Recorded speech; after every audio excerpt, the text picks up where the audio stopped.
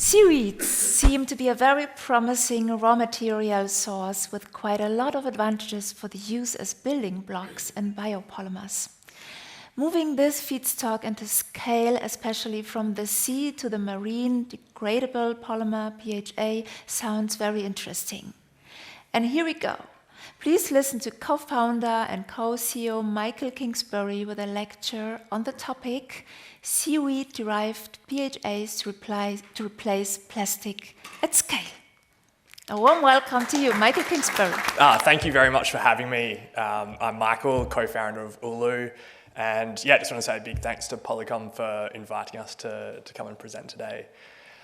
Uluu is developing the world's first truly compelling alternative to plastic. And I think this room is very aware, but just a quick reminder on plastics. They've provided us many benefits. They protect our food. They allow us to climb mountains with weatherproof, windproof clothing.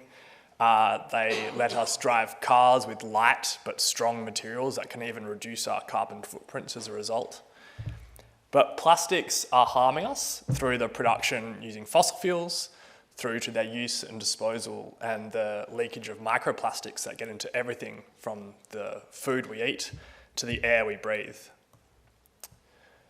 Uluu is developing natural materials, PHAs, as a topic for today, that are biocompatible with our bodies and our planet and biodegradable. And we can use our PHAs across some of the key verticals that plastics are used today, including fabrics to replace things like polyester and nylon, through to films, injection molding into rigid products, but also more rubbery elastomeric type materials. Uluu does three good things for the world. So firstly, we reduce plastic pollution. And we believe our materials have what it takes to truly decouple the 400 million tonne per annum polymers market from fossil fuels and persistent pollution. We secondly help to mitigate climate change, and that's because we use seaweed as a feedstock, which is not only economic, but also removes a significant amount of carbon from the environment, and we actually have the potential to offset more carbon than we emit through our production process. And then finally, that seaweed is also great for the ocean and waterways in which it is cultivated. You have carbon pollution, you have plastic pollution that are really affecting the world's oceans. You also have nutrient pollution caused by industrial runoff and fertilizers. And seaweed is a marine crop that absorbs those nutrients to grow, so it helps to clean up our waterways. It's a great feedstock that we really want to incentivize the scale up of. And particularly as we start working with local communities and cooperatives in places like Indonesia, which can really bring about sustainable jobs. So how do we make our materials? Firstly, we take farmed seaweed. We work with farmed, not harvested seaweed, where we purchase that seaweed currently from the market in Indonesia, which is the world's second largest producer of seaweed. We then hydrolyze or extract the sugar from that seaweed. We break down the carbohydrates into fermentable sugars. We then feed those sugars to microbes growing in fermenters, which produce the PHA inside them. It's like their fat storage. And so we make them really fat. It's like kind of feeding pigs, you want to make them as fat as possible. And then we extract those PHAs.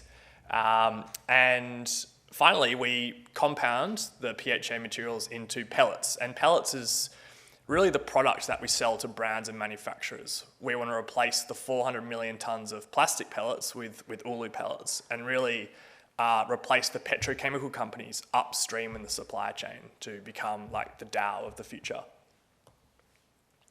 This is a short video just to give you a sense of what we do in Perth. So we're based in Western Australia, at the other end of the world, and yeah, hopefully this gives you a bit of insight about what we do on the ground here. My name is Julia Heinze. I am an oceanographer by background, originally from Brazil. My name is Michael Kingsbury. I joined Uluu after a few years of being interested in science and technology and building businesses. So at Uluu, in a nutshell, we're basically fermenting seaweed into this natural plastic-like material. And what we're very excited about this material is that it can replace plastic while being good for the world.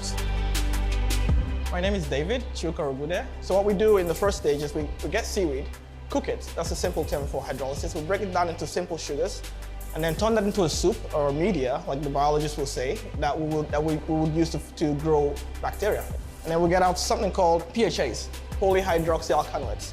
Those are the biodegradable plastics. And then we take this polymer bits, and then extrude them and mold them into pellets, which you can convert into anything. Anything that can be molded from plastic can be molded from our material. The problem we're trying to solve is a planetary challenge, which is plastic pollution. Creating a material that has the potential to replace plastic at scale, whilst also using a feedstock that isn't fossil fuels, but something that is renewable, scalable, sustainable.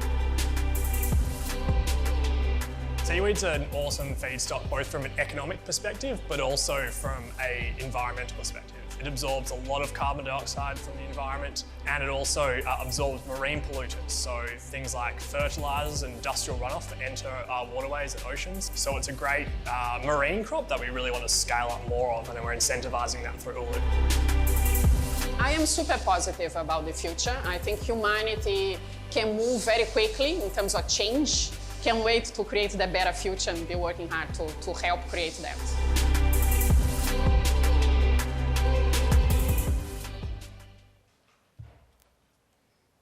Cool.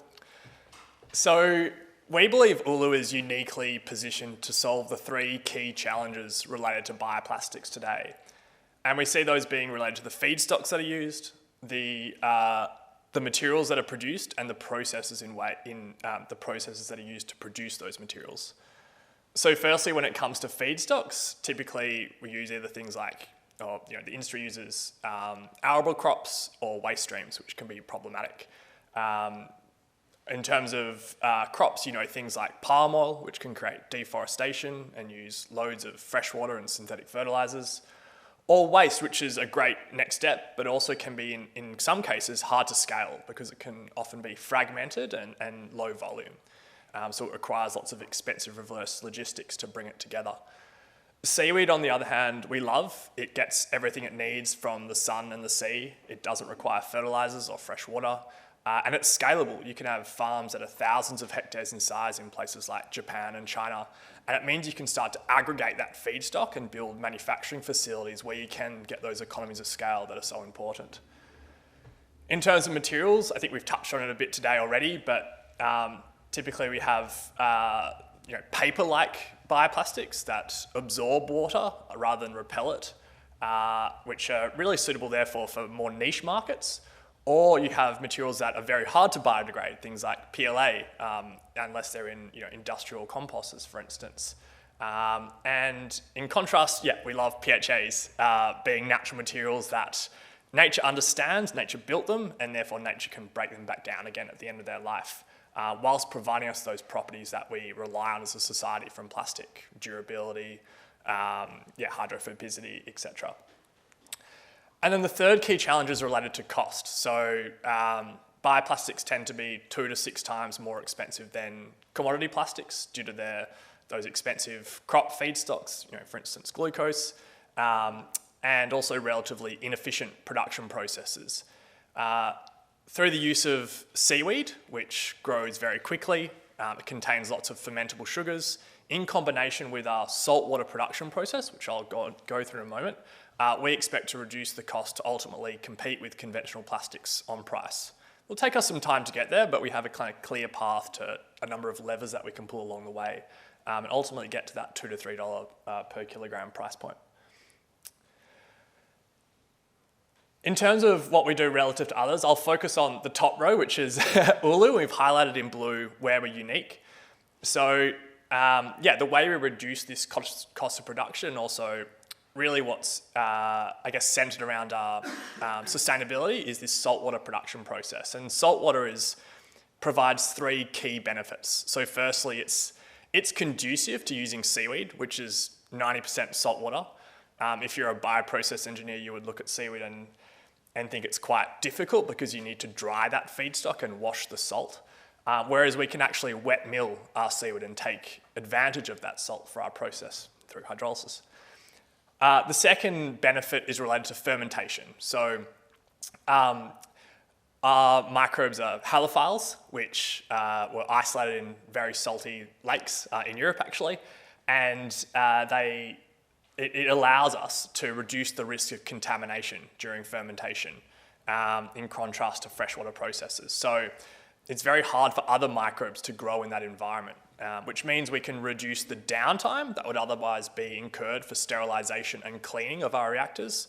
Sterilization is also very carbon intensive. You require steam and heat energy. And that means we can increase production rate and also reduce operating cost as a result. And then the final benefit is related to extraction of those PHAs. So our microbes love salt, but they hate freshwater. And at the end of the process, we can submerge them in a low salinity liquid. And as Bron was touching on, we have this process of osmotic shock where that water gets inside the cells and they burst open. Which means we can eliminate the need for toxic solvents, which can obviously leave waste streams that need to be managed, but also reduce operating costs with solvents can be like 30% of your OPEX. So we think that's a really nice, elegant process. In terms of our carbon footprint, these are our projected emissions profile at commercial scale production. Not what we're doing at the lab currently, but I think there's a really nice vision here for a process that can actually offset more carbon than we emit. And that's really driven by, we have firstly the emissions that in red, but also in blue is how we kind of sequester or offset carbon. And I'll go through that in turn. So firstly, as you can see in the sort of bottom left, as seaweed grows, it's very floppy in the water. It doesn't contain lignin, which makes land plants sturdy and tough. That also makes it somewhat easier to extract the sugars from that seaweed. But it also means that as that seaweed is growing, some of that biomass actually gets shed off into the water and ultimately gets sequestered in ocean sediments and becomes like the fossil fuel of the future. So it's like the blue carbon that you may have heard of. The second key area where we can offset carbon is related to a byproduct that we have. So seaweed doesn't just contain the carbohydrates that we use for fermentation, it also contains proteins and lipids. And once we've extracted those sugars, the carbohydrates, we move from a biomass that initially contained 10% protein up to now 55% protein. And that means we can use it as a vegan protein replacement for animal proteins in things like feed, where you have fish meal, which is very carbon intensive. So we're really excited about this, this vegan protein byproduct. And then finally, obviously, you have the carbon that's locked into the products that you produce, provided they're obviously not composted. And if we're not using plastic anymore, we can offset the carbon that's related to that. And when you net those things out, there is that potential to offset up to 5 times the weight of the PHAs in terms of carbon equivalents. What we're doing right now is really focused on 2 things. So firstly, we recently established a joint venture or a business in Indonesia, which is all about scaling up traceable seaweed farming, working with cooperatives on the ground. And it's very similar to what Alec was saying about, I guess, the New Zealand log economy. In Indonesia currently, all of their seaweed, or 90% of that seaweed, gets shipped to China, where it gets processed into like food additives and things like that. It's a very strategic for the Indonesian government to retain those benefits within Indonesia and actually invest in downstream processing in country. So we've received some fantastic support from the Indonesian government to help us do that and build our first factories in Indonesia. And then secondly, in Australia today, we operate a test facility. So we have a nice site in Perth on the ocean, which has a saltwater pump pumping ocean water into our factory. And it's a test site, we call it, which is producing around 2 kilograms of our PHAs each week. And that's really for 2 things. So firstly, for customer trials, where we're shipping those materials to brands in the cosmetics industry, where we're producing rigid cosmetics containers, and also textiles for fashion. And they're kind of more premium consumer goods markets that can absorb those higher prices initially as we reduce that cost of production over time. And Yeah, our focus, as I kind of just alluded to, is injection molding grade pellets for cosmetics, as well as fibers. And I think this room would be well aware that over half of our clothing is made of plastic. And here we've been making some, pretty exciting progress on replicating the properties of polyester with our PHAs, working closely with Deakin University. We recently announced a partnership with Quicksilver, where we released co-branded products into the market and are working very hard on plastic-free textiles for use across their product lines, including in their board shorts, which are currently made of recycled PET. And yeah, it'd be cool to have those made of Uluu one day. In terms of our path to market, this is kind of a scale-up journey, moving from test plant through to a demonstration plant in Indonesia next year, and all things going well, building that out into a large commercial facility that we expect to produce around 10,000 tonnes of PHAs per annum. And a key part of this is really being co-located with those seaweed farms in Indonesia, and also Indonesia being quite a strategic place, given that a lot of the manufacturing supply chain is based in Southeast Asia. So yeah, this is our team. Just to finish off, we've built out a team from around the world that have come to Western Australia to work with us. A lot of chemical engineers, scientists, and also have a number of venture funds that are providing us with investment, including some German funds like Burda Principal Investments, which is based out of Munich and Possible, and have a number of fantastic research partners, including the University of Queensland and the work that Luigi is doing, which we value very highly. And yeah, I think that's kind of it. Really keen to hear any questions that you might have, and perhaps one of the breaks I brought some samples along as well. So if you're more than happy, can show you those. But thank you.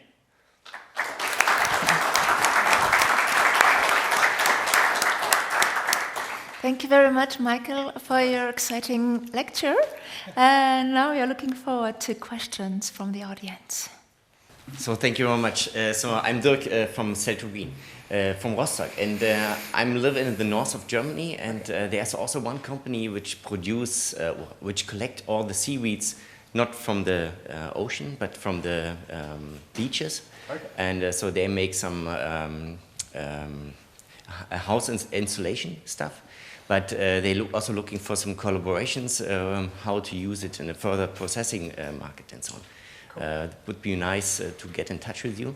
Do you see also some applications? Now you produce 2 kilograms per week, yes, something like right, this. Yeah. Later it's some million tons, maybe. Is this market, for example, in Germany, is it too small for you, or?